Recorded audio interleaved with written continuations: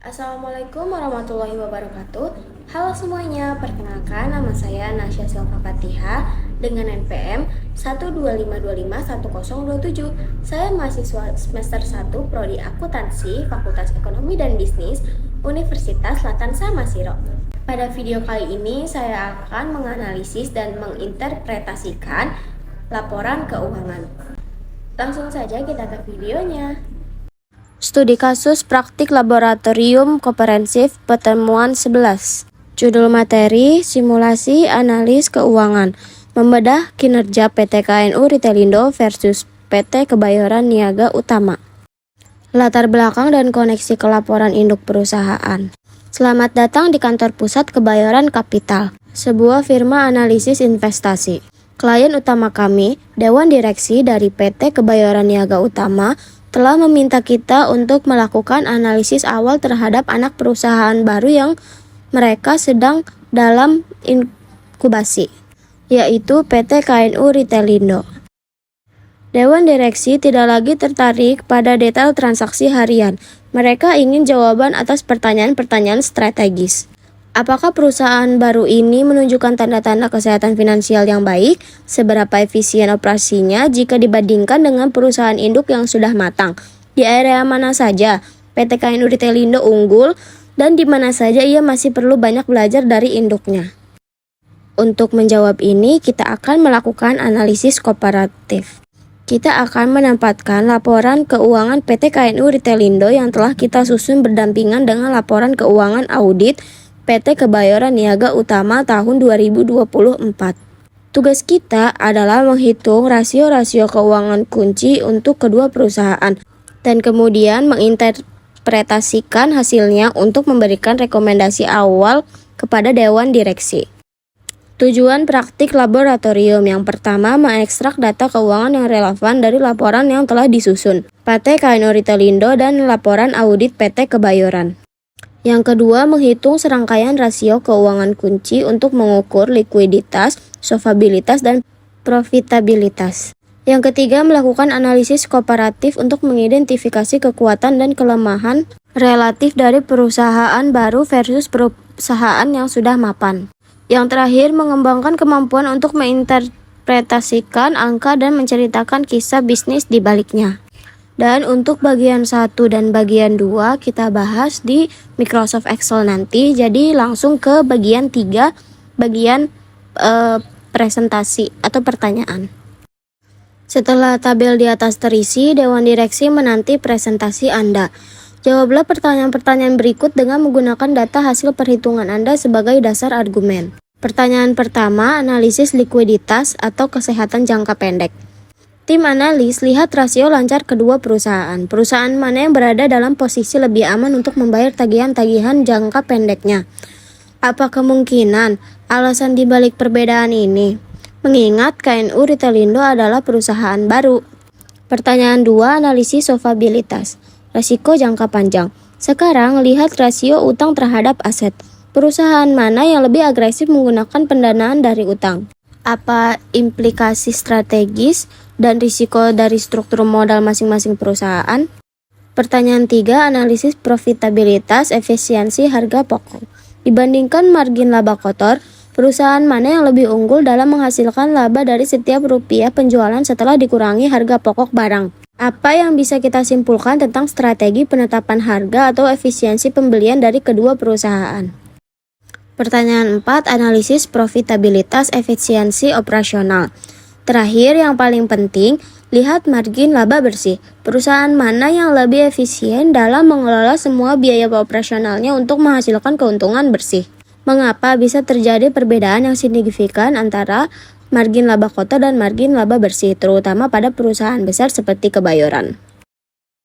Pertanyaan 5, rekomendasi awal atau kesimpulan. Berdasarkan keempat rasio ini, berikan kesimpulan Anda dalam 2-3 kalimat. Apakah kinerja awal PT KNU Ritelindo sudah berada di jalur yang benar jika dibandingkan dengan standar yang ditetapkan oleh induk perusahaannya? Dan dengan menyelesaikan analisis ini, Anda tidak hanya menunjukkan kemampuan teknis dalam menghitung rasio, tetapi juga kemampuan berpikir kritis untuk menerjemahkan angka menjadi wawasan bisnis yang strategis, sebuah keterampilan yang paling berharga bagi seorang akuntan modern. Baik, mari kita bahas bagian data dan analisis keuangan. Dan saya akan menjawab pertanyaan-pertanyaan tersebut di akhir video ya. Baik, mari kita lakukan analisis keuangan PT KNU Retailindo versus PT Kebayoran Niaga Utama. Dan di sini saya sudah membuat tabel analisis keuangan kooperatifnya. Namun sebelum membahas yang ini, kita bahas data-datanya terlebih dahulu. Dan di sini data yang pertama adalah dari PT KNU Retailindo. Data keuangan PT KNU Retailindo berdasarkan hasil kerja simulasi kita per 29 Februari 2024. Yang pertama, total aset lancar sebesar 682 juta rupiah.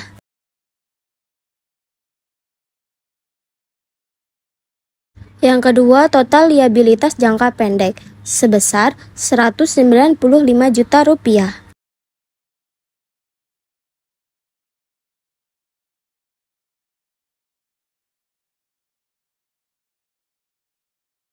Total aset sebesar 829 juta rupiah.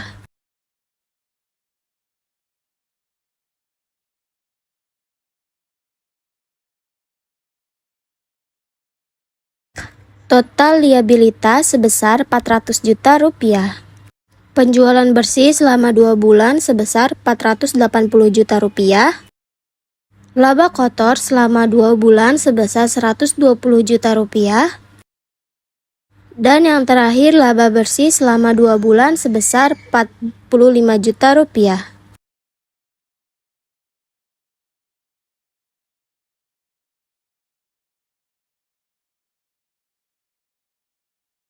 Dan ini dia data keuangan dari PT KNU Retailindo. Mari kita lanjut membahas data dari PT Kebayoran.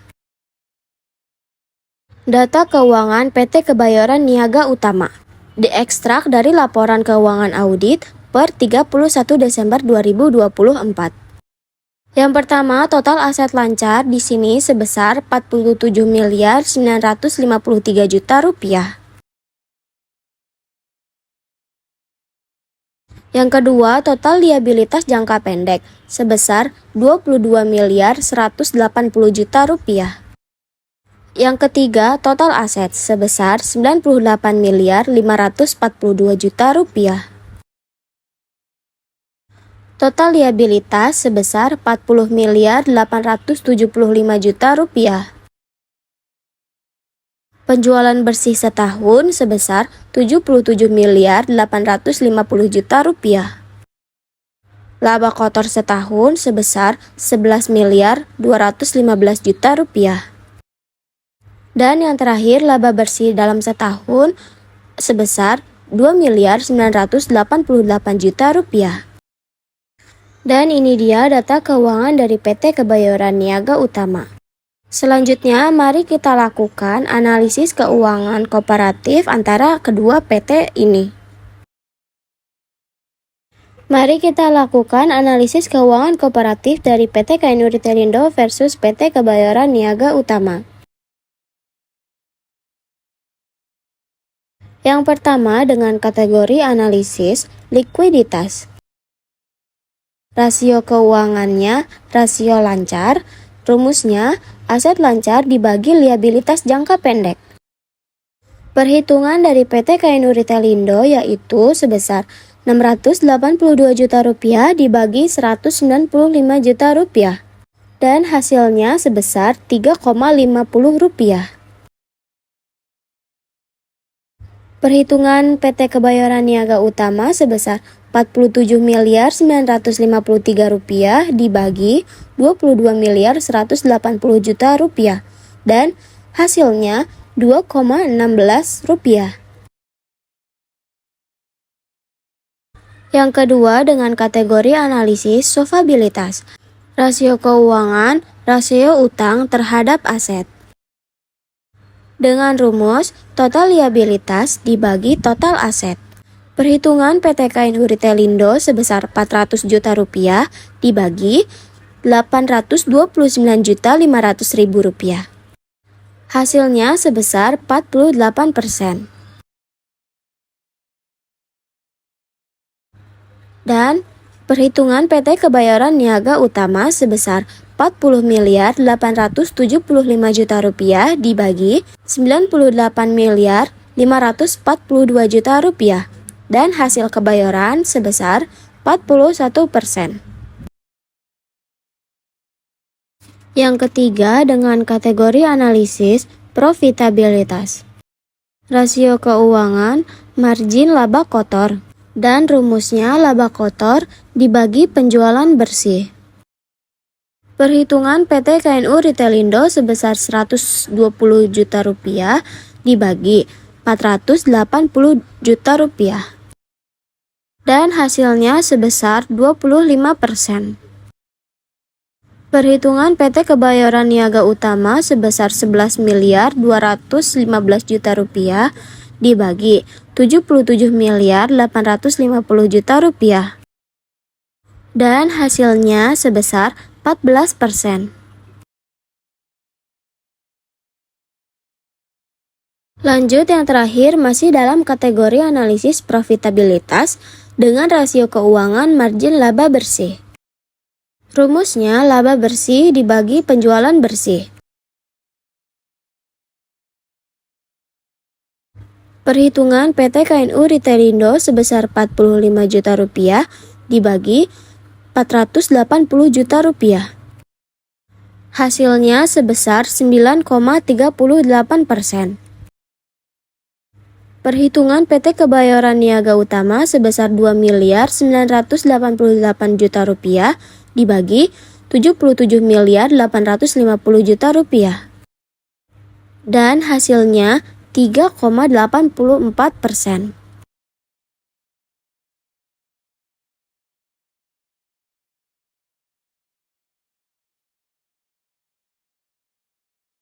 Dan ini dia hasil tabel analisis keuangan kooperatif dari PT KNU Retailindo versus PT Kebayoran Niaga Utama. Mari kita lanjut ke sesi pertanyaan atau presentasi.